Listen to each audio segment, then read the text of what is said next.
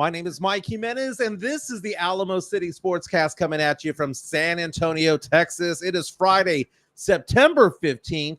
It is game day, baby, for the UTSA Roadrunners. Again, my name is Mike Jimenez. We're live on Facebook. We're live on Twitter, YouTube.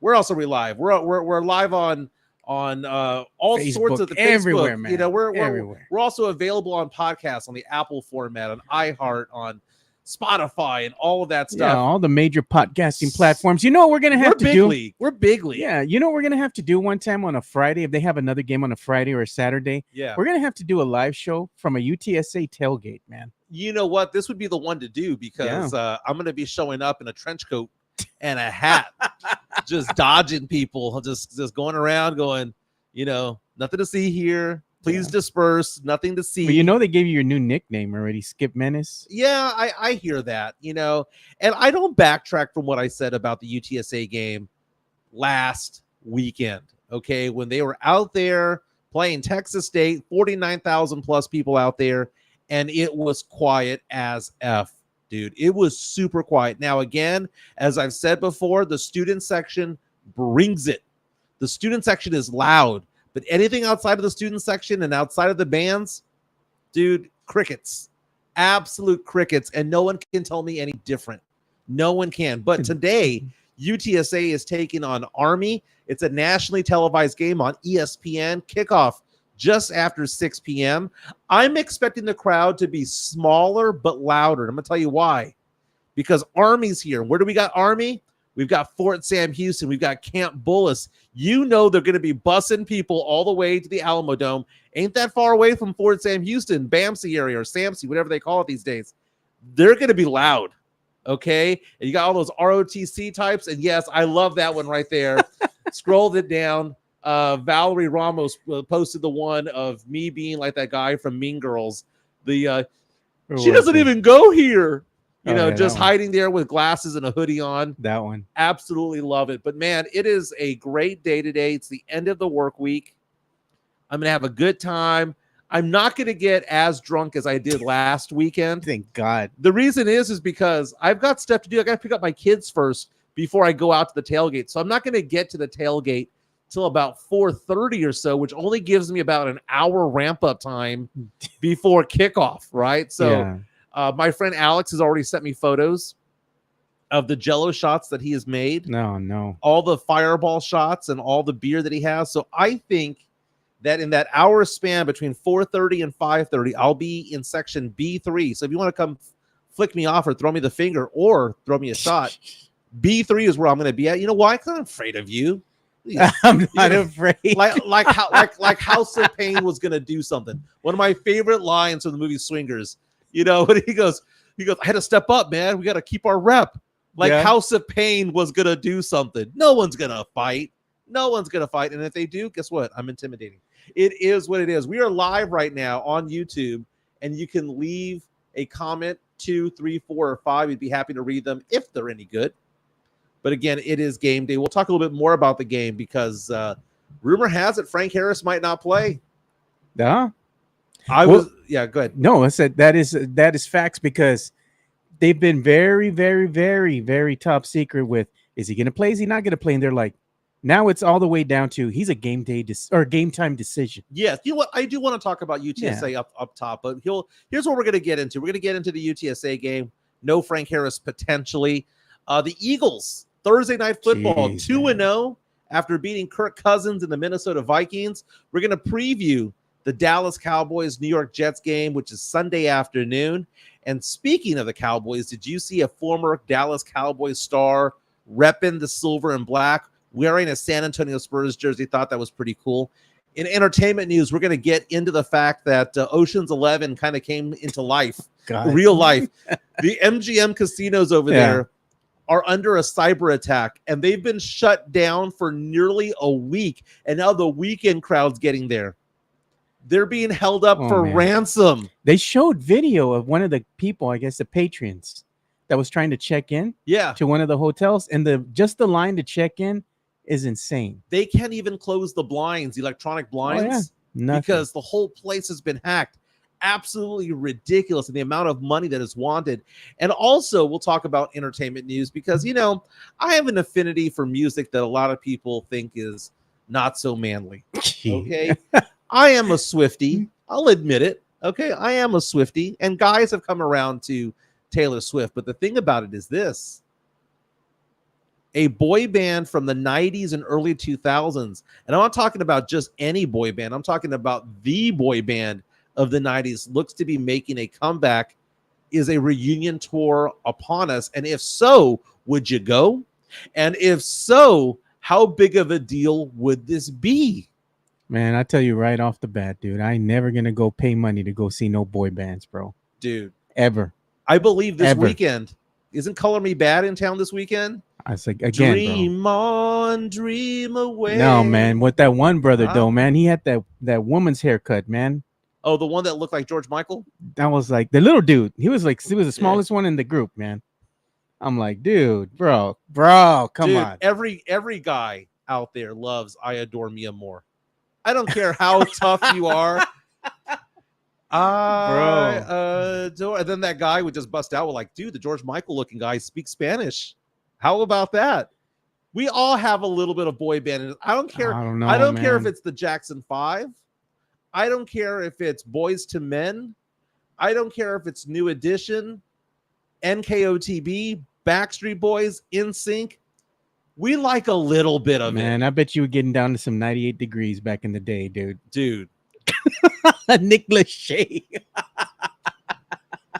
Yes, baby. Bro. No. Nick Lachey brought it for a few songs, dude. He had Jessica Simpson in her prime, dude. That is...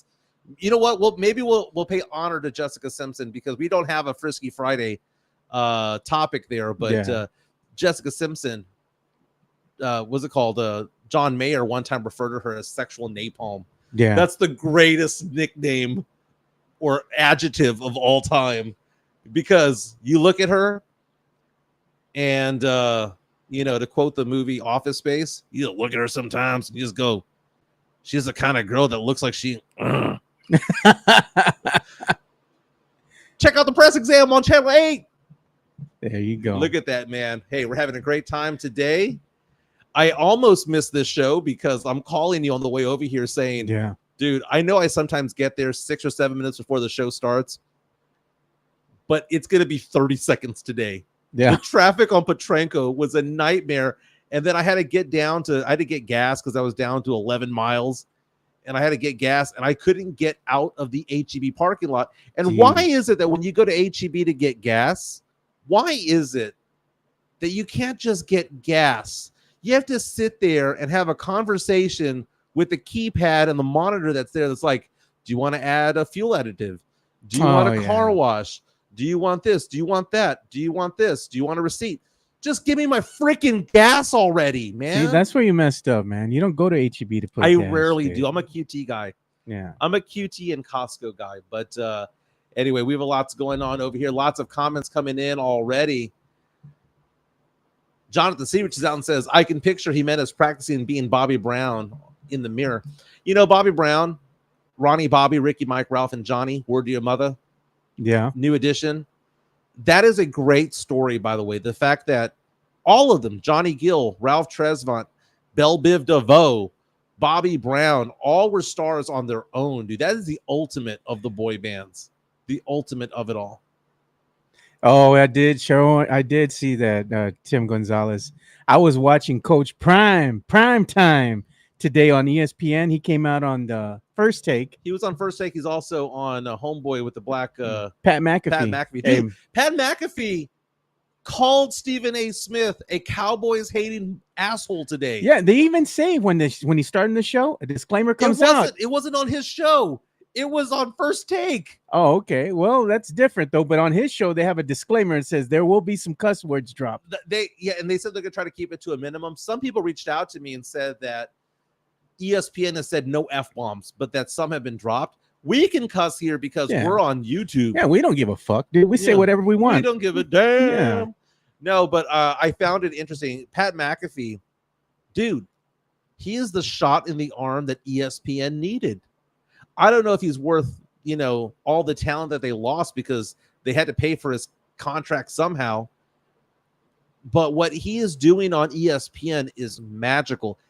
You know, you talk about like, what's that movie, Spinal Tap, where you go from the amp from 10 to 11, turn it up. Yeah. He's done the opposite. He's gone from 10 to 8, 10 to 9. And because of that, it's more enjoyable. It's available to more people. It turns more people on. It doesn't repulse as many people, because if he was doing the shtick that he was doing raunchy 3 months ago, it wouldn't work. Yeah. But on ESPN, he's toned it down just enough that it's palatable. You can actually enjoy this guy. It's funny how money does that to you. But dude, the way that he interacts with Adam Schefter, the way that he interacts with Stephen A. Smith, with Molly Qerim, with all the other people, Greeny and all them, dude, I didn't realize Pat McAfee was so versatile in what he did. And what he does. He will be, in about a year from now, bigger than Stephen A. Smith. I got no doubt in that. And not only that, but the dude also comes in out on WWE. He's a wrestler as well. Yeah. He comes out in the ring. He wrestles. Oh, you know, he got a stunner by Stone Cold. He puts that in the intro of his show. Does, you know, he likes to have fun with it, dude. So it's good to see him. He was an athlete, of course, you know, but very versatile. Got some personality. Got some charisma. He had Coach Prime on his show earlier today. I caught that. And he gave him a belt buckle. Yeah. You know, he's like, I'm going to gift you this. And he had the box. It said Prime. And when he opened it, it said Believe. And it was a gold belt buckle, gold and silver. And it had a buffalo on it. And Coach Prime was like, he was all ecstatic, dude. He can't wait to wear it, man. Now, let me ask you this. By the way, this show has already gone off the rails because, you know, we had a somewhat of a template of what we want to talk about, but screw it, let's throw it out because it's Friday, dude. You mentioned Deion Sanders. Yeah, prime time. Have you talked this week about what Colorado State's coach said about him? Okay, so Jay Norville. So Colorado's playing Colorado State this weekend, right? So it's a big deal there in Colorado, and Jay Norville got pissed off about Deion Sanders, and he criticized him by saying that he's not a grown-up because Deion Sanders shows up to press conferences wearing sunglasses and a baseball hat. Yeah. And it reminded me of the movie Major League.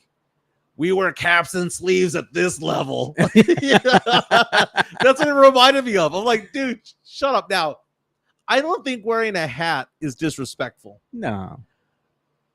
Wearing sunglasses. It's a vibe, bro. Not everyone can pull it off, man. Not everybody can pull it off, but I think that's the problem with it. I think that there's something to be said about take off your freaking sunglasses because you're addressing a room of people.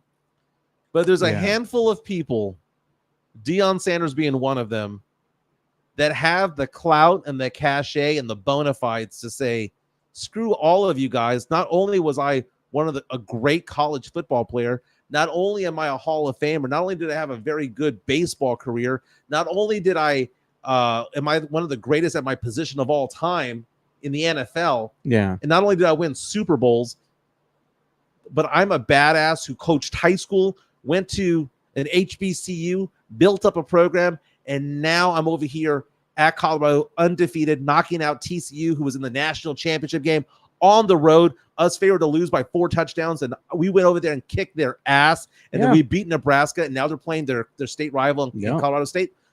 Dude, Vegas is taking a bath right now because so many people want to bet for Colorado, and Colorado keeps covering the spread.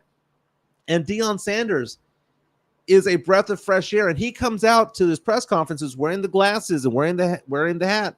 He wears a cowboy hat too. He don't give a shit, dude. Yeah, and he's going out there going, they just don't like it that we have a black coaching staff. True enough. And you know what?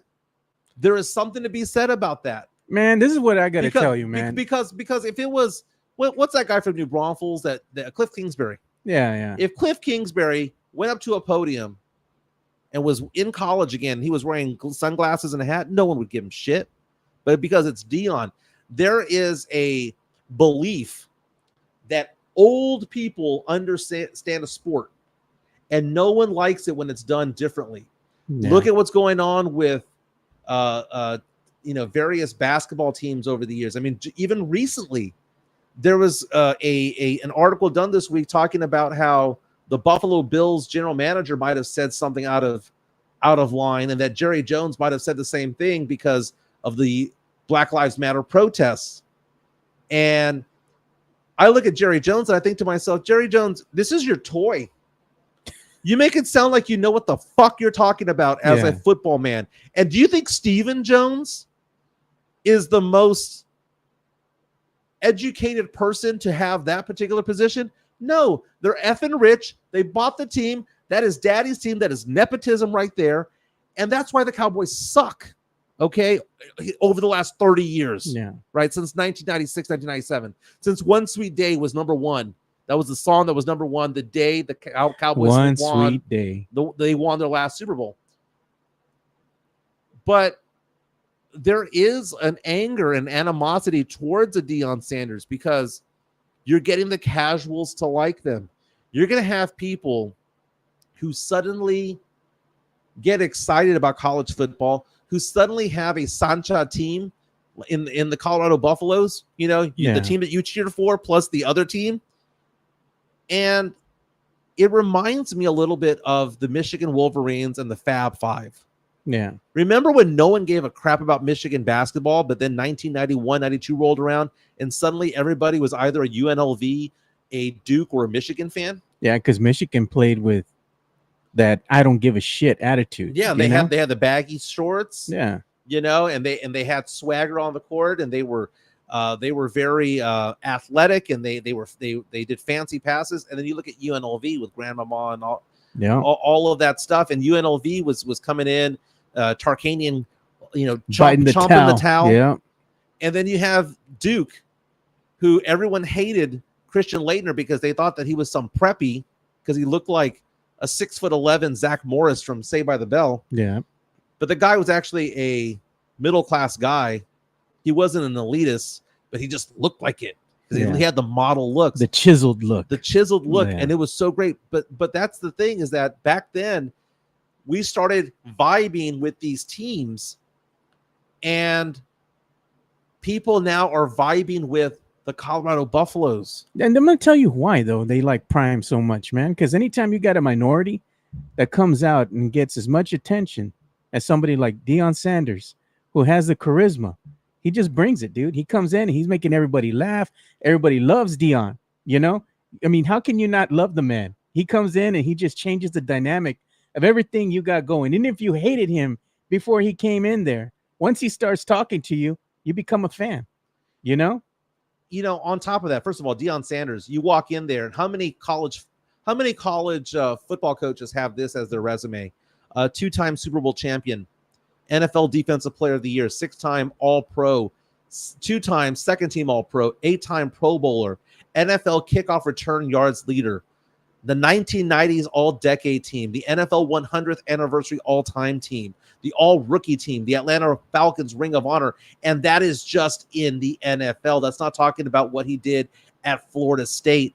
It's not talking about what he did at Prime Prep Academy as a coach over there in Trinity Christian School in Jackson State. I think they hate him because he worked his way to the top.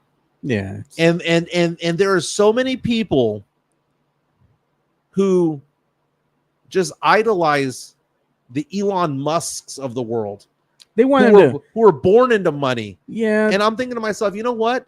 There were other people like a Mark Zuckerberg, for example, who built something and built it to the top. Yeah. And Deion Sanders, it's jealousy. And it's because now he used the transfer portal so prolifically, 70 some odd new recruits coming on in. Why? Because they wanted to be around Deion. Yeah. And now he's a lightning rod because now he's not just getting these 3-star athletes. He's getting these athletes who are looking around going, I'm a defensive back. I'm a shutdown corner. Why wouldn't I want to play with Deion Sanders? Why wouldn't I want to go there? And the fact of the matter is that when Deion Sanders was hired at Colorado from Jackson State, a lot of people were like, no, why go there? They only had one win. Why go there? Why? And I kept on saying, I remember saying this on my old show, There are only so many Power 5 positions available. Only so many Power 5 schools available. And if you're an African-American head coach and you're given that opportunity to go over there, you go and take it. It doesn't matter if that Power 5 opportunity is Arizona State or if it's Kansas State or Texas Tech or wherever. If it's Power 5, you go. Yeah. You go. And he's gone over there. And not only that, his son is now the star quarterback over there. And it shows he was able to take that Jackson State and go, okay, we're going from 15,000 people to 100,000 people. No big deal. Yeah. No big deal. Dude, the animosity towards Deion Sanders is pretty rough, man. Did you see what he did? I don't know if you saw it on ESPN's First Take this morning, but when he was talking, right before he leaves that table, he knows he's got a perfect opportunity, right, to go ahead and put his name out there for any recruits that want to talk to him. And he said, he leans over the table and he's talking to Molly because she's ending the show right there. And he's like, wait, let them know that if they can reach out to me, I'm very accessible. Yeah. Any new recruits any recruits out there that are looking to come over here, reach out to Deion. Yeah. I said, man, I fucking love that. But that's why they don't want minorities, in professional sports, because anytime you have minorities, either it's going to be an owner, it could be a coach, somebody that has a prominent position, whether it be an African American, whether it be a Latino, it's going to be lit. And you know what? They don't like that because we don't conform to the normality that everybody else wants us to conform to. Think about the Brian Flores lawsuit for the Miami Dolphins, where he was saying that so many coaches in the NFL that are minorities were hired simply to fail because they got their hire. It was a tank season. And they got rid of them. Because they hire them because they want us to be a scapegoat for their nonsense. Romeo Crennel, all of those types of head coaches. I think the thing with Deion Sanders is that he's so exciting, and he is somebody that everybody respects from a player standpoint. He's one of the best athletes that ever played the game. Every single player who is an athlete can actually go in there, who's 18 years old, 17 years old, 4-star, 5-star athlete, can go onto YouTube, type in Deion Sanders highlights, and go, holy shit. That's why it was called prime time. That guy was good. Not only did he play, he ran a 4.21, if I'm not mistaken. Prime time. I mean, he played NFL football and baseball, professional baseball, in the same year, same day, I believe, at one point. Yeah. So I mean, it's so great to see what Deion Sanders is doing over there. He's upending things, but I don't think it's an African American thing. I think he's special in what he is because he has that brain charisma, in him, that brain and the charisma in him. But then you start thinking about other coaching, like Eric Bieniemy, formerly of Kansas City, was not given a head coaching position, and everyone always says, well, it's because he interviews poorly. Well, okay, but like the two coordinators of the Eagles who lost in the Super Bowl got head coaching positions. Yeah. But Eric Bieniemy is somebody who kind of just goes from team to team to team. And what happens when he leaves? Kansas City is suddenly not as good as what they used to be. But now he's over with the Washington Commanders, and the Commanders now 1-0 right now. Yeah. I mean, the guy wins wherever he goes. But Paul Cantu asks us the question on YouTube, and it's one of the hardest questions I've ever had to answer. Who was better, Deion or Bo Jackson? I got to say flat out, man, just me being honest, being able to see both of these players play, because I'm of a certain age, let's be honest. But when I compare them as athletes, I got to say, man, Deion Sanders is a superior athlete in my eyes. Bo Jackson, again, he played both professional football and baseball. He used to play for the Kansas City Royals. And I watched the game, as I was telling everybody, where I saw him run across the freaking fence to catch a ball. And I was like, well, damn. Like 4 steps up there. Yeah. The best play he ever had in baseball was when he threw out Harold Reynolds, who was a fast runner. And he threw him out. And it was such bad photography, camera action there. But he had the ball at the warning track, and he threw him out at home. The ball didn't bounce. Yeah. It was a line drive that went 340 feet. Insane. I think that I think that Bo Jackson was the better baseball player, but the better football player was Deion Sanders. Yeah. I mean, not to say that they were bad at the other sports. Deion was a good baseball player, and Bo Jackson was a very good football player. But I mean, dude, Deion was like one of the best of all time at his position. But Bo was something so special, and it's just one of those things where that's probably one of the biggest what ifs in sports. Yeah. What if he didn't get hurt? Yeah, to get that hip pointer, man. I saw that game too. I saw him go down when he was playing with the Raiders, man. Yeah. Broke my heart, dude. I was like, no, not Bo.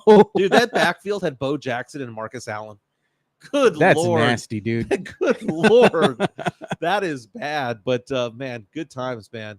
Bo Jackson ended Brian Bosworth's career is what Jonathan says. Yeah. Because Brian Bosworth didn't have balls by the end of that play when Bo went over him at the end at the goal line. Rolled his ass over, man. Yeah, that is fantastic. That is fantastic. Hey, man, well, we got to talk too about the Vikings, man, and the Eagles game, because our good friend, Big Papi, Brandon Medina, man, making some bold statements before this game. And he was like, hey, man, the Vikings are going to win this one.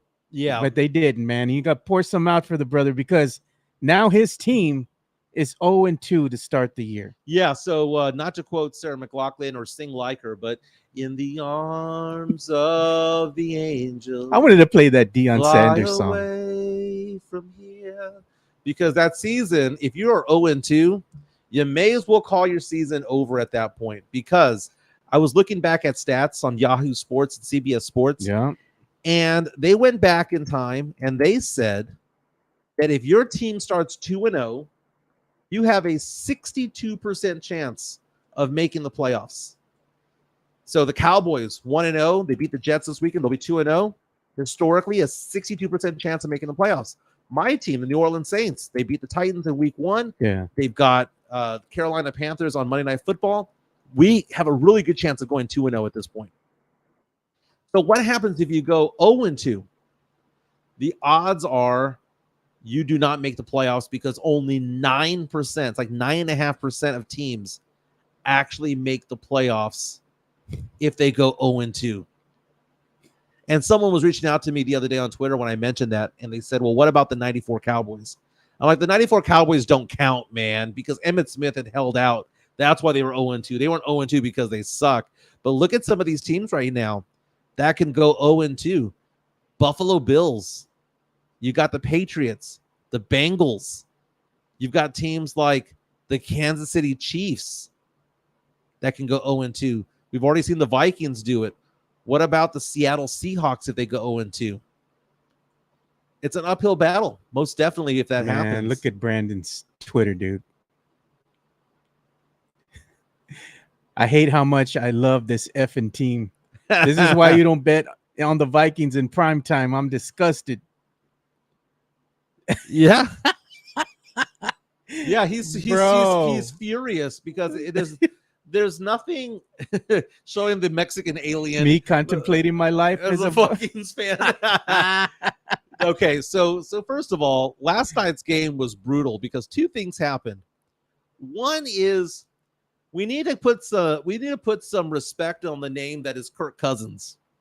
Because let me show you Kirk Cousins' stats yesterday. Tell me if they're good or not. Okay. 31 for 44. Okay, so that's basically 70%. Not bad. Not bad. 364 yards, 4 touchdowns thrown, no interceptions. And they lost. Jeez, man. Why did they lose? Did you watch any of this game?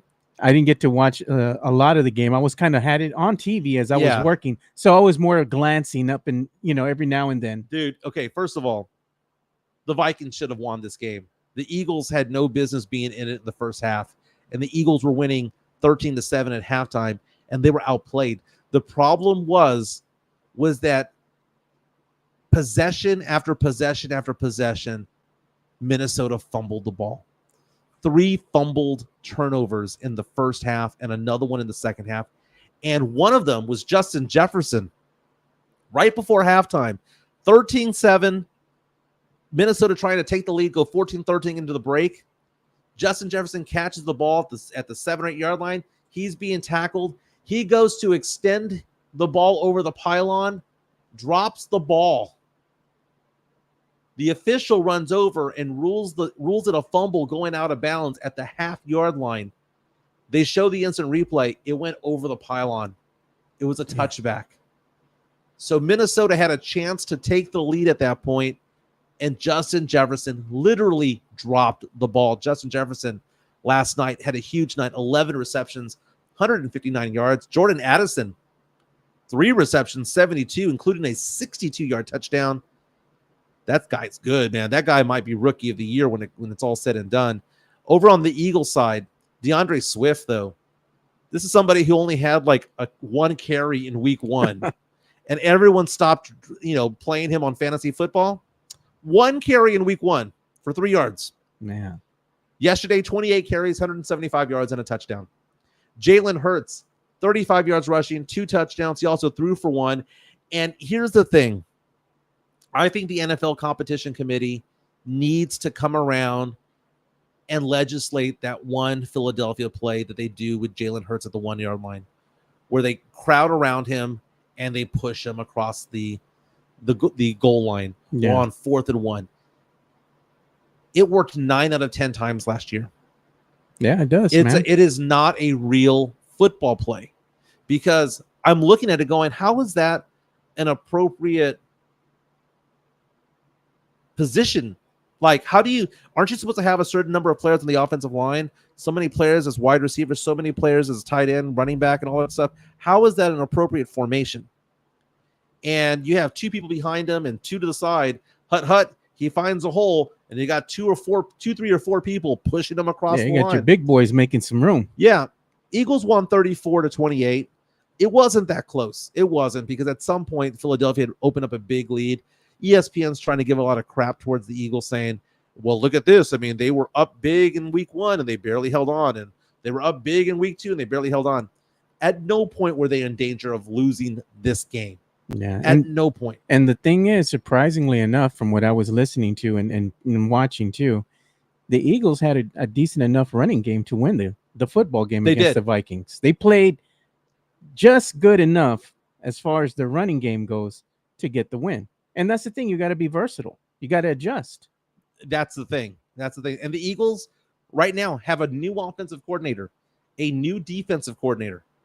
And if they're still winning, imagine what this team's going to look like when they're actually up to speed with everything, when everything has come into play, because it's difficult learning a new program. Yeah. The only thing that I have seen with teams in the past, going back to last season, if you want a chance to really beat this Eagles team, you got to get physical with them. Mm-hmm. You got to go right up at the line. You got to push them back. You got to beat them up, dude. And that's the only thing that'll give you a chance to win this game. And of course, not making a lot of mistakes, not killing yourselves, but it's going to be, they're going to be a hard team to beat. No doubt. And Cowboy fans, here's the thing. You can't let the Eagles just get win after win after win and not match them, because look at this schedule for the Eagles. Yeah. They've got the Bucks. Okay. Really? Baker Mayfield against that defense.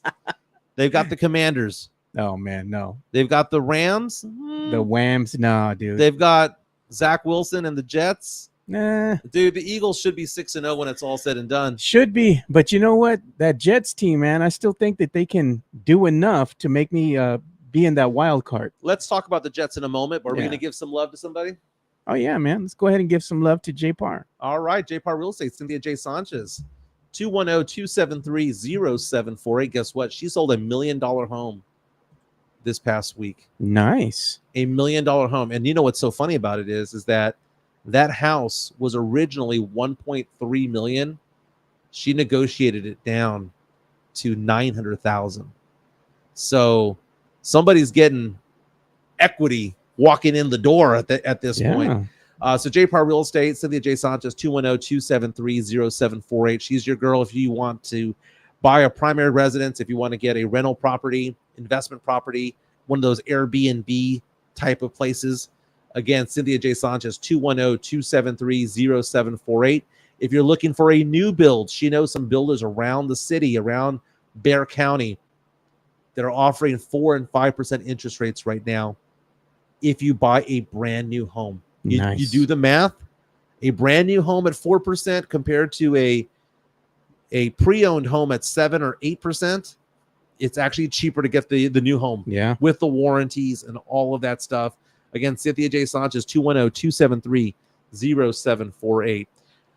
Let's get some love also to MCS real quick because, Chris Leha, he is a Saints fan. And you would think that Leha would be on my side when it comes to things and stand by me whenever people are coming at me on Twitter. But no, he piles on. He lines me up and so that people can knock me down. He gives the assist, bro. He does. He alley-oops it. But it's okay. It's okay because he respects me. He respects my takes, and I respect his company and his family's company, MCS General Contracting, which you can reach at 210-774-9155. They are the best in town when it comes to concrete placement services. So I'm talking about if you're looking to build a pool, if one of those concrete patios, if you have a driveway that needs to be extended, and you know what? Business is good for them, but it's actually going to be nicer for them because it's no longer 100 degrees outside. Yeah, man. It's now 88, 89 degrees. So, Leha, take me out to one of those pours. I can survive. I'm an indoor dog. I can survive at 85 degrees. I can make that happen. But again, slabs for a home, slabs for a business, a parking lot, ramps, whatever you need when it comes to concrete placements, MCS General Contracting is the company to go to. Again, the number is 210-774-9155. Chris Leha will more than likely answer the phone, and he'll tell you how great the New Orleans Saints are. So, Sunday afternoon, we've got the Dallas Cowboys taking on the New York Jets. A lot of Cowboy fans were super excited about going to this game because not only is it the first home game of the year, but also because it was supposed to be Aaron Rodgers suiting up under center for the New York Jets, but we saw what happened. He tore his Achilles that Achilles injury in week 1, just 4 snaps into the game. So Zach Wilson is now quarterback 1 for the New York Jets as they take on the Cowboys. 3:25 kickoff Sunday afternoon at Jerry World. Now, when the spreads first came out, I thought to myself, this has to be at least a 14, 15-point spread. Cowboys coming off a 40-0 thumping of the Giants. And then I'm thinking about it, and I'm like, dude, the Jets have 1 day less rest.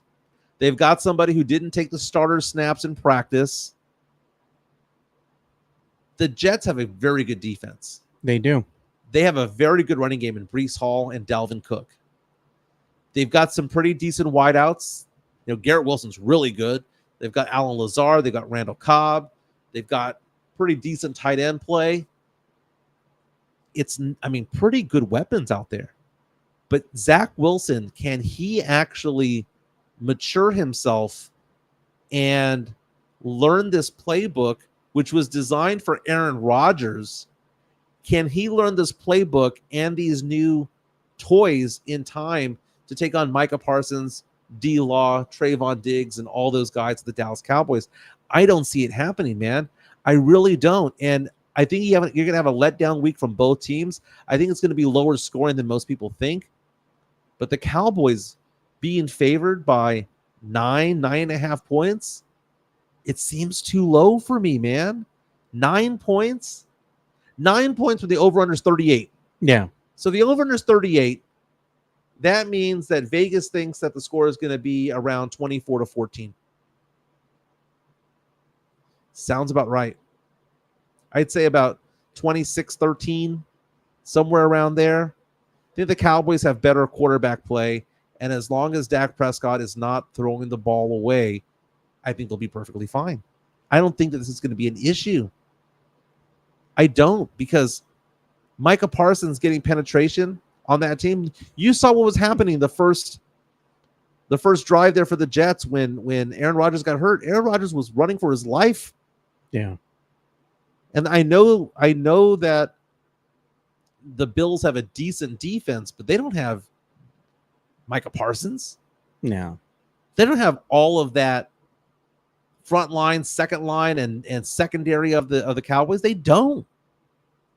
Cowboys should win this game. I'm gonna predict the Cowboys win this game 30-13. 30-13. You think so? Okay. Three touchdowns, 3 field goals. I'm going to tell you what I think. Yeah. Me being a big Dallas Cowboy fan, watching them just dismantle the Giants on opening night. Yeah. This is going to be them playing at home in front of the hometown crowd. I think Dallas is going to shit the bed, and I picked the Jets to upset the Cowboys at home in front of everybody that's out there at Jerry World. You know what? I would laugh my ass off if that happened. I'm just saying, dude. I have a feeling. Can you imagine the love that Zach Wilson would be getting? He would be one of the biggest stories of the NFL if the Jets somehow finish 2-0. Mario Cavazos already coming in with a 17-13 type of prediction there, saying the Cowboys are going to win. Yeah, you heard what I said. 30-13. Cowboys are going to win this game. They're going to cover the spread. I got a different score, man. I think the final score, in my opinion, is going to be Jets 27, Cowboys 17.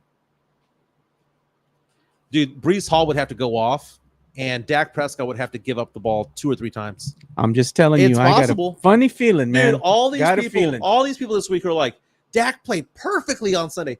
Dude, by the time he stepped on the field, they were up 2 touchdowns. By the time he stepped on the field, was asked to do something, they already had a big lead. Let's see what Dak can do when times are tough, when there's pressure on him. It's easy to be quarterback when you're up 21-0. When you're up 30-0, it's easy to be quarterback. Look at Chris Leha, man. He's listening to me. I'm going to place a bet tonight, Jets over Cowboys, just because of what I said. If you would have listened to me last week, I called a parlay. Oh, I saw that. And I called I said that the Cowboys were going to win. And I also said Green Bay was going to win. And I also said the Jets were going to win. And if you would have put a $25 bet on that parlay, you would have paid out $162. Nice. You would have bet 100. It would have paid out $602. A little 625 action. I like that, man. Paul Cantu asked the question, what happens if the Cowboys don't look as good, but they still win a shutout 24-0? The shutout would be big, man. I mean, the Cowboys, I think, were one of 5 teams that didn't give up a touchdown last week. My Saints being one of them. We gave up 5 field goals, right? But looking at this week's games, though, 2-0 is a big deal. The Eagles already at 2-0. The Packers and Falcons, one of those 2 teams is going to be 2-0. Who would have thought? Yeah, look at this Redbirds junkie. Did Joe just pull a Jimenez at Cowboy fans? No, I'm a huge Cowboy fan. I'm just speaking facts. I'm speaking truth and looking at the history. When the team has a great performance, the week after, they usually shit the bed, man. Yeah, it's a letdown game. But then again, the Jets are due for a letdown game as well, man, because of the emotional high. You would think of winning week 1. You would think so. But I'm just saying, if the Cowboys shit the bed and let's say Dak throws some interceptions. This is 27 years of therapy right here that you need right here. I'm just saying, I'm being honest because I don't believe in Dak Prescott. I don't. He might have had a good showing, but that was not him. That was more because of the defense. Defense and special teams. Now, the defense has to show up again against the Jets, who has a very good defense as well. It's going to be a hard-fought game, and that's where I think the Jets are going to bring the house. Dak's going to be running for his life, and when he gets on the run, he makes poor decisions and throws the ball in double and triple coverage. And Zach Martin missed practice because of an injury. We also have Brandon Cooks, who was iffy this week with a possible injury as well. We sometimes joke, a lot of people here in the San Antonio media joke about Dak Prescott because we call him the black Kirk Cousins, and we call Kirk Cousins the white Dak Prescott. I'm beginning to believe that Kirk Cousins might be better than Dak Prescott. Hey, man, he's ranked higher than Dak. I'm not going to lie, bro. It is what it is. Hey, Sunday, 12 o'clock games. One of these quarterbacks is going to be 2-0, Desmond Ridder or Jordan Love. Yeah. I'm just saying. Packers, Falcons here by 1.5 as they play in Atlanta. With that game, I'm going to take the Packers. I think Jordan Love's for real. There we go, man. I got this, and I'm going to go ahead and just take like a screenshot of this. Yeah, Redbird Junkie. Yeah. You look what he says. I'm a Cowboys fan too and ready to turn a page on Dak as well, but we're not losing this game. I don't think they're losing this game. I'm telling you, man. I have a feeling. I have a feeling that the Cowboys will not win this game. You need to settle down a little I'm bit. just telling you, man. I'm going to bet money on myself this weekend. I got another parlay I'm going to reveal on Sunday with the fantasy gods. Very nice, very nice. I'm going to take the Packers over the Falcons. Raiders 1-0 on the road against the Buffalo Bills. Buffalo Bills, man. Josh Allen is what White Jameis Winston is what I called him earlier this week. God. I told James Pleasure that at San Antonio Sports Star yesterday. He started laughing because it's accurate. I would love to see the Bills go 0-2 and suddenly everyone just pile on Josh Allen. But I still think the Bills win this game. It's tough to win in Buffalo. Ravens 1-0 on the road against the Bengals. Bengals favored by 3. Joe Burrow looked like trash in game 1. One of the best quarterbacks in the league. He ain't 100. He was hurt. Yeah. He was hurt. He missed all of training camp. Ravens are going to go in and win that game. Bengals are going to go 0-2, and they're in trouble at that point. You know what? I'm not going to lie, dude. When you have an injury like Joe Burrow does with that calf, it fucks with you, man, because I had that same injury happen to me. Yeah, you can't plan. You can't plan, and it takes a while for you to actually wind up doing therapy and all that to get 100 again from that. It took me a good couple of months, like maybe 4 or 5 months, before I could finally push off on the calf again and feel like, okay, it doesn't feel like it wants to snap again, you know? And that's what he's dealing with right now. So he's not going to be 100. He can't plant his foot, and he's not going to have the power behind his throws. Ravens, Bengals, that's going to be an early start. Bengals favored by 3. I mentioned that the Bengals could be in trouble, but the same can be said about the Seattle Seahawks because they're staring down the barrel right now of going 0-2, taking on the Detroit Lions, who beat the Kansas City Chiefs and have 2 extra days of rest. Lions here by 4.5. I like the Lions. I think the Lions are going to be a 12-win team this year. They're looking pretty good. Chargers, Titans, one of those teams will be 0-2. Right now, the Chargers are favored by 2.5. That Titans defense is pretty good. I'll take the Chargers on that one. Bears and Buccaneers. Bucks favored by 3. No way in the world Baker Mayfield's going to start 2-0, man. No way in the world Baker's starting 2-0. They'll revert back to the mean. Justin Fields will find himself. We'll go from there. Chiefs 0-1. Dude, the Chiefs might be 0-2. The Jaguars with Trevor Lawrence. Dude, the Chiefs are going 0-2, aren't they? They're going 0-2. The Super Bowl champion Chiefs without Travis Kelce, who I don't know if he's going to be back yet or not, or if he's still trying to fondle Taylor Swift. Look at this, man. Redbirds Junkie has me cracking up. He goes, hey, Mike, throw another one of your tall boys over to Joe, preferably one without your lipstick on it. Because you're always kissing the beer. Every time they're taking a picture, you're making out with the beer, bro. Oh, I got it. Okay, that's a good one. Give me the Jaguars at home, man. Give me the Jaguars. Colts, Texans, both of them 0-1. Both with rookie quarterbacks, Anthony Richardson and CJ Stroud. A rookie quarterback will win. The Texans favored in this game by 1. Give me the Texans. Because Richardson got hurt towards the end of the game last week. Niners, Rams, both of them 1-0. Rams looked really good, but the Niners are favored by 7.5. There are going to be more Niner fans in LA than actual Ram fans. Give me the Niners. Giants, Cardinals. Oh, God. Dude. Giants favored by 4. Cardinals actually looked pretty feisty in the first game, but I think the Giants will bounce back. Jets, Cowboys. Give me the Cowboys, and they're going to win by 15 or more. Mom is the Jets over the Cowboys. Commanders, Broncos. Commanders 1-0. Broncos, dude. Let's ride. Fuck the Broncos, dude. I hope they give me the lose. Commanders. Give me the Commanders at 2-0. We're gonna have the Commanders, Cowboys, and Eagles at 2-0. Dolphins, Patriots, Sunday Night Football. That's gonna be a good one, dude. That's gonna be a good It game. is, but Tua, man, God, he's so good. The thing about it though is that you think about playing in New England. I think of snow. It's gonna be 68 degrees, dude. Tua's nice. Tua's gonna run wild. It'd be man. like he's in Florida, bro. 2 Monday Night Football games. The first Monday Night Football game is going to be on ESPN. Saints, Panthers. Saints on the road. Good defense taking on Bryce Young. A good defense taking on a rookie quarterback who's 5'3". He's 5'10", but still, Saints favored by 3. I think the Saints run. I think the Saints run through this. I team. feel that one too, man. I think Derek Carr is gonna. Michael Thomas is out there doing his thing. They've got Olave running wild. It's not going to be pretty, man. Dude, if the Saints go 2-0 or 3-0, 2-1, 3-0 without Alvin Kamara, and Kamara comes back week 4 from suspension, game on, baby. Yeah. Game on. And then the final one is the Browns and Steelers later that night on ABC and ESPN Plus. Ain't nobody gonna be watching that game. I promise you. Yeah, dude. Deshaun Watson might be 2-0, dude. He might be 2-0. He might have to go get a massage, man. Dude, look at the Saints. look at my Saints, dude. Look at my Saints. At the Panthers, at the Packers. Dude, the three quarterbacks that the Saints play next, that defense plays next, is Carolina Panthers. I'm drawing a blank. Wow.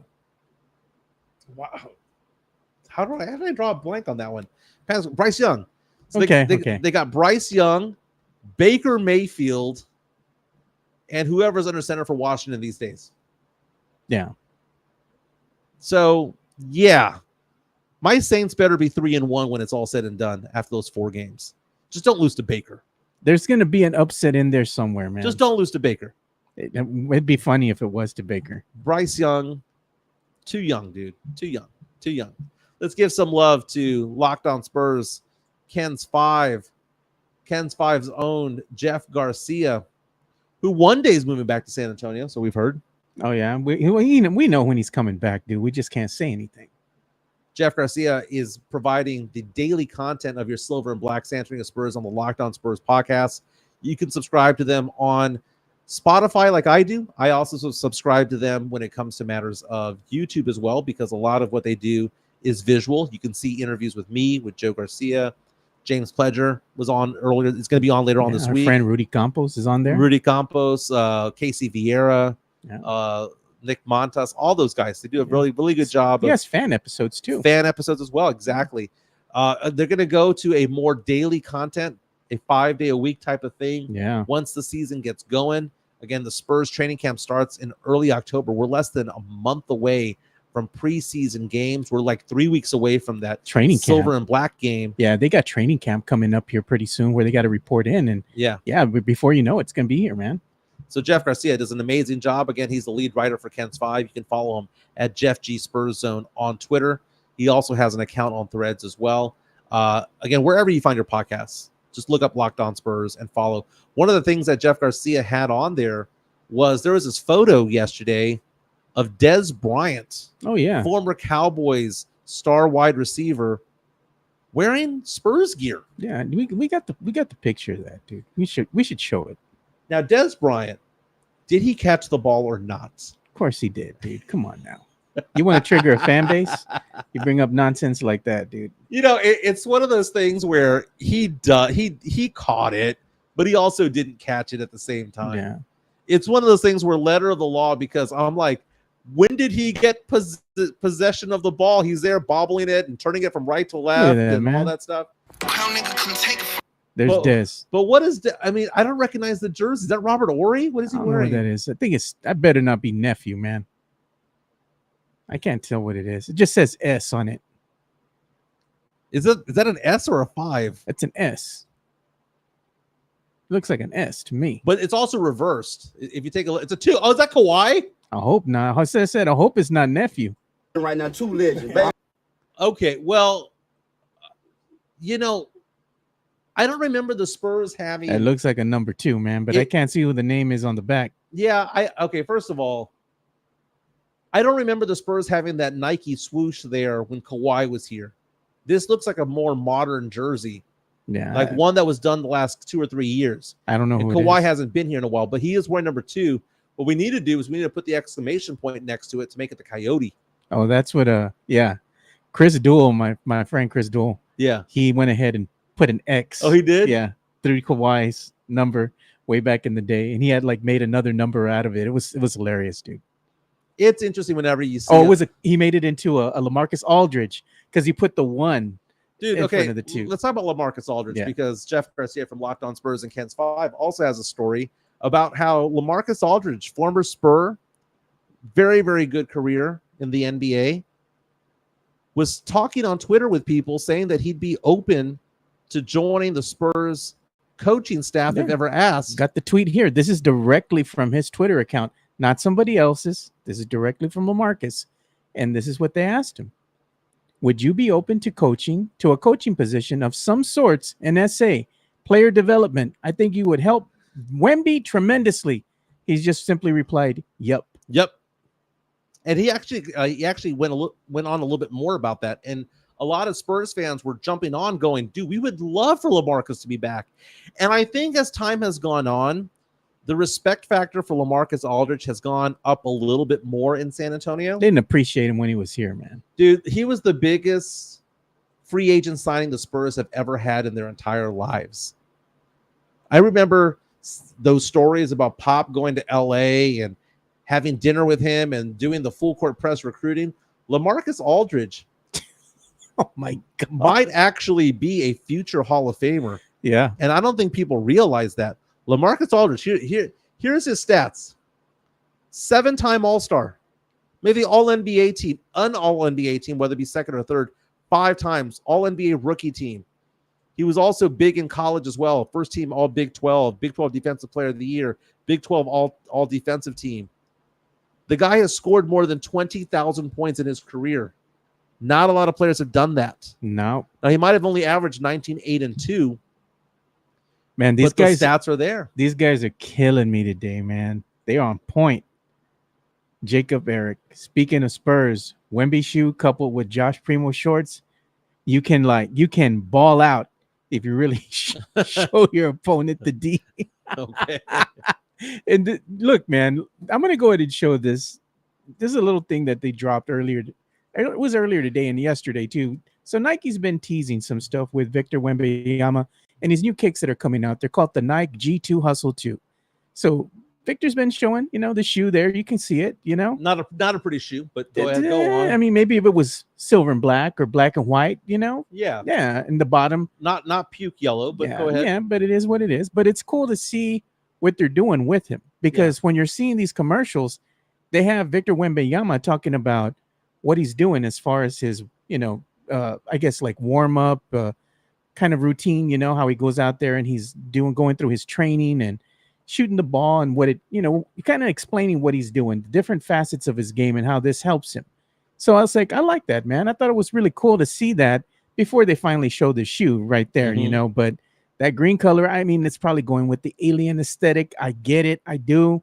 But I ain't really a fan of the color scheme, man. Yeah, I'm not a fan of it either. But if it's going to be with the alien logo, I mean, I could get that. Kind of makes sense a little bit, but it looks tacky. It really does. But you know what? Get that bag, man. Get that money there, Victor Wembanyama. And those videos this week of him stretching, dude, they call him an alien for a reason. Dude, he looked like Gumby from back in the day. It looks ugly, dude. But hey, I'm happy that he's on our team. That flexibility shows that he's going to have a really long career, I think, here in the NBA, because that's one thing that a lot of these big men never did.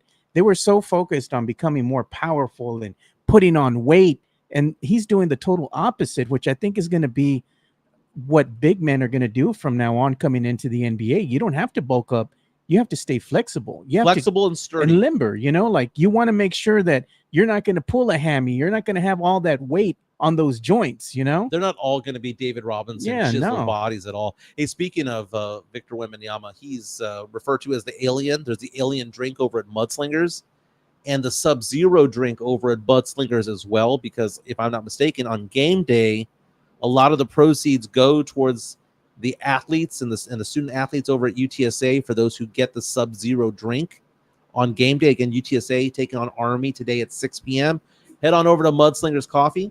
They do a fantastic job over there. Again, if you get the Mudslingers Sub-Zero in honor of Frank Harris, who, by the way, is questionable for tonight's game against Army, I'm expecting a big Army crowd. By the way, Mudslingers, 2404 Thousand Oaks Drive, northeast side of town. I typically go 281 to Thousand Oaks, hook a right, and make my way up 281 north. Real fast, let's go ahead and show some love. There's the Mudslingers. There's a Mudslingers logo.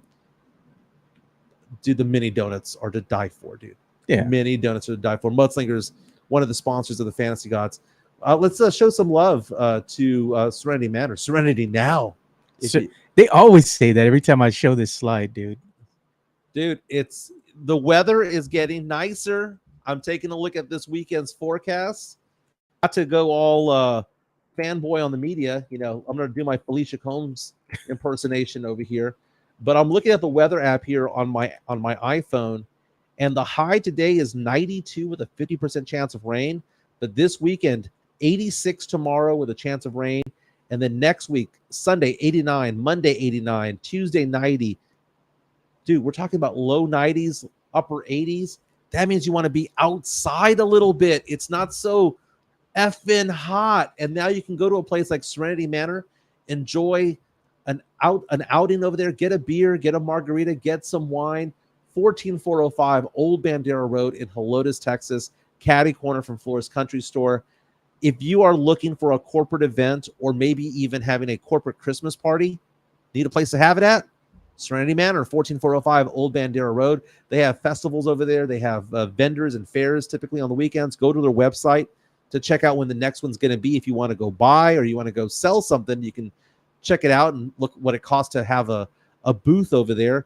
But we're talking about an indoor and outdoor venue for things like weddings, wedding receptions, quinceañeras, sweet 16s, lots of different things. And again, go to the website. We're showing a lot of video right now on YouTube of what it looks like. It is a very, very nice place. 14405 Old Bandera Road. Again, it's called Serenity Manor. And the nights where there's concerts going on at Flores Country Store, they say open till midnight, so you can go on over after the show to get a beer, get something to drink. Yeah, they're across the street, catty corner from Flores Country Store. That's exactly it. That's exactly it. Again, hey, I'm just getting a notification right here. Is that they're going to have a marketplace tomorrow at Serenity Manor. Oh, nice. Well, you know what? Let's go ahead and show the slide here because it's really cool how they have that set up. When you go on their website, you can go ahead and fill out the application. It's right here, Market Day application. You click on that, and you can go ahead and fill it out if you want to become a vendor. Real easy. You just put your name, contact information, and they'll get right back with you, man. So if you want to go ahead and become a vendor at this event that they have. Yeah, and it's interesting because when they have those events out there, they will have when they have vendors out there. I mean, we're talking about things like arts and crafts. We're talking about jewelry, clothing, dog treats, spices, fruits, all sorts of things like that. I dig that. I like going to places like that to go check out market days. And again, don't forget next Thursday, they're going to have karaoke night on the 21st from 6 to 10 p.m. Serenity Manor. You can visit their website at www.serenitymanor.net. Yeah, there it is right there. Make sure you go and check this out. And also go ahead and go there. Maybe one of the days where Mike is going to be out there doing some karaoke. Yes. You'll be entertained. You'll be entertained. Hey, let's go ahead and get into some entertainment news today. The thing about the entertainment today is that I love me some Las Vegas, but think about this. Imagine going to Las Vegas and you've saved money, you've flown over there, you check yourself into the MGM Grand, you check yourself into Aria, you check yourself into Bellagio, and you find out that everything is jacked the F up. There has been a cyber attack going on for several days. This is kind of like an Ocean's 11 type of thing where people are literally robbing the casino. And it says young hackers are sticking up Las Vegas casinos for hefty ransoms. Dude, I've been on TikTok. I follow this girl who does like all the happenings going on the Vegas Strip. We're talking about casinos that have been crippled, and these casinos are losing $30 to $40 million a day because the slot machines are not working. They can't check you into your hotel. If you do get into your room, the amenities are not working because they've taken over the computer system and they're saying, we're holding this ransom. We want millions of dollars. Please wire it to this account number. Yeah, they probably just got into the server and they put some malware in there, probably a worm or something. And basically, if they go ahead and have somebody come in and try to fix that, it's never going to work the way it's supposed to. And then what happens when you wind up paying? It's very methodical in the way they have this. So you wind up paying and they're like, okay, we're going to send you the fix to make everything work again. But here's the kicker. It doesn't work right away. Mm-hmm. It takes a little bit of time for everything to come back online. Yeah. And the other part of it, it's never going to work the same that it worked before. So it's always going to be messed up in some way. So it's like you're paying money, yes, to get back online. But at the end of the day, it's not really the way that you'd like to go. But right now they're at the mercy of the hackers who call themselves Scattered Spider is the name of their group. And the lines that they show on TMZ.com are massive. It's and crazy. People dude. sitting around Caesar's Palace, sitting around MGM Just Grand, trying to get checked in. just like trying to get checked in, but also they're surrounded by broken or not functioning slot machines. Yeah. Like nothing is. They say it's silent in there because nothing is going on. MGM released a statement saying, quote, MGM Resorts recently identified a cybersecurity issue affecting some of the company's systems. Promptly after detecting the issue, we began to investigate with assistance from leading external cybersecurity experts. We also notified law enforcement and took prompt action to protect our systems and data, including shutting down certain systems. The investigation's ongoing. We're working diligently to determine the nature and scope of this matter, end quote. And they have these big old signs out there saying that people are on the floor saying we're experiencing unforeseen difficulties. We're working diligently to solve the issue and resolve everything as soon as possible. Yeah, we're showing them right now on screen. You can see exactly what's going on there. Absolutely ridiculous. And it's been days. It's been days. And apparently, if I read someplace that Caesars was hacked, but Caesars nipped it in the bud and they were like, how much money do you want? We'll pay it. 15 million? All right, 15 million large, go away. But apparently MGM didn't pay. They're going to learn. F around and find out. That's why you need to go ahead and pay hackers to go ahead and be part of your cybersecurity team so they can keep out the bad guys. Right. You know, it costs money to employ these guys, but at the end of the day, it's cheaper than having to pay a $15 million ransom. It reminds me of the Social Network. Oh, yeah. When the Mark Zuckerberg character is brought up before the security people and the council there at Harvard. He goes, shouldn't I be commended for this because I found your weaknesses? And he's like, they're like, you hacked into the system. Exactly. I showed you where your deficiencies are. But man, we got to get this other entertainment news real fast because NSYNC might be coming back. Oh, God. They dropped a new single. They showed up at the MTV VMAs, the same Video Music Awards that Taylor Swift was there looking hot and in a hot drunk mess. Did you see those videos of her? She was drunk off her mind. Taylor Swift? Dude, look up Taylor Swift drunk. Look it up. She is singing along to all the music. Let me see. Looking fine. Travis Kelce. You know who else was looking fine over there? Selena Gomez. Bro. Selena Gomez, man. You know, she's filling out, if you know what I mean. She's getting curvier. She's had some health issues. She's getting curvier. You know, the baby face is going away, but she's Salma Hayeking, if you know what I mean. Your horny's already at the 1,000. Dude, I just said something, man. What?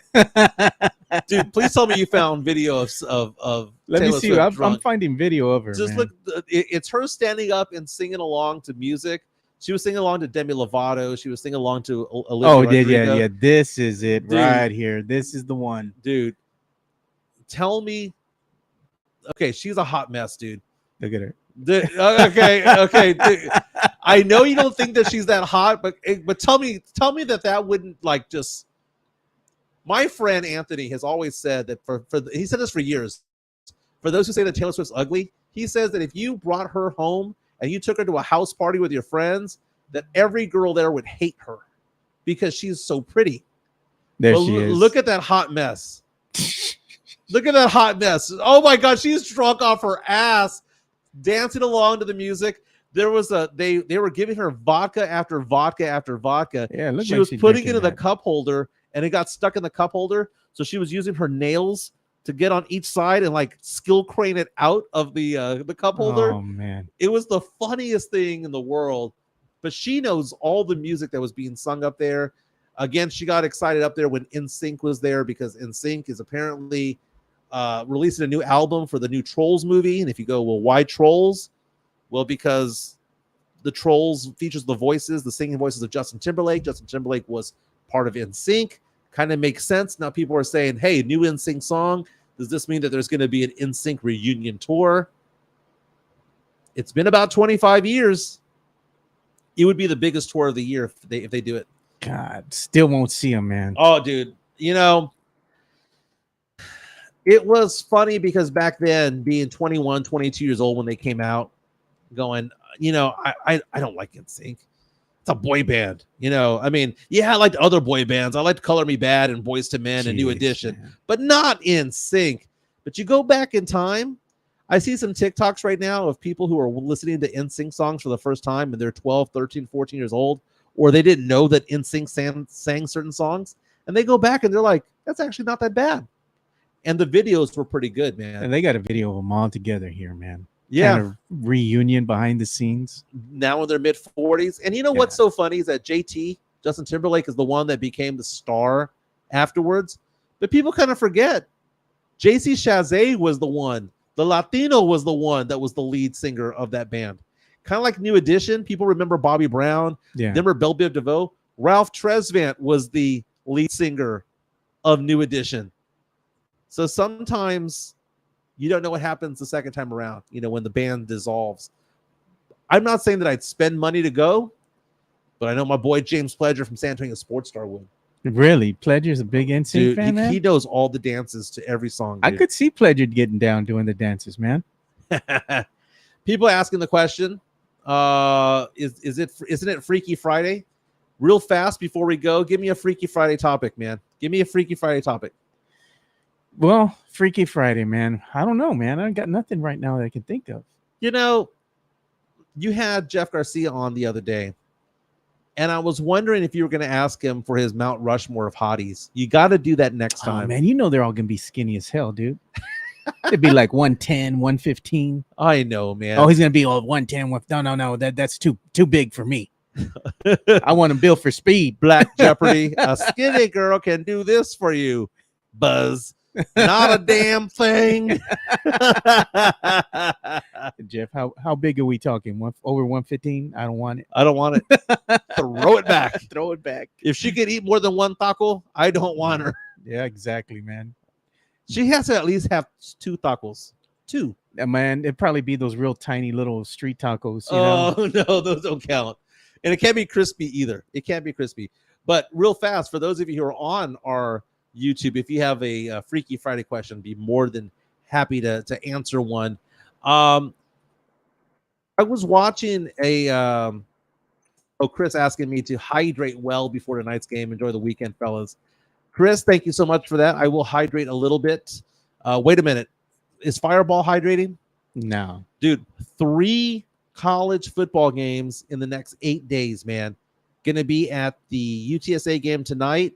Tomorrow night at DKR for the UT Longhorns Wyoming game. Really? And then next Saturday night, LSU Arkansas at the in Death Valley there in Vegas. You're going with your daughter, aren't you? Yeah, yes, in Baton Rouge, rather. I said Vegas. Out there in Baton Rouge. Super excited about it. Flying into New Orleans. Might go to Frenchman Street. Dude, I read the drinking laws in New Orleans and Louisiana.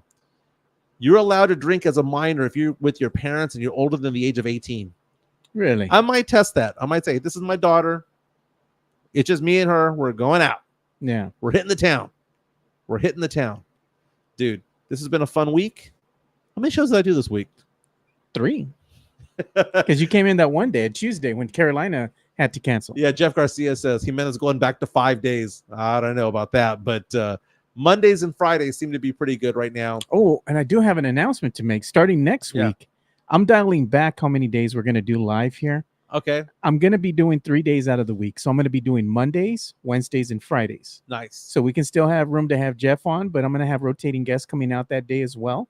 So it's going to be fun. Dialing back a little bit, but we're going to have more shows because we're also going to be featuring, Brandon Medina's new show that he's doing, The Extra Point. Yeah. So I got to talk with him and see which day he wants to go ahead and roll that out during this time slot that we're on, either Tuesday or Thursday. Very cool. So that way he can get a little bit more exposure and people can see what a great job he does. Brandon's amazing what he does. And Mondays and Fridays are good for me because I like it because we talk about the Sunday in football that was, and then Friday gets her prepped up for everything. So we get amped up and then we do the review afterwards and things like that. We're going to have to bring back Movie Review Friday for you. So next week, I'm going to give you some homework for Friday.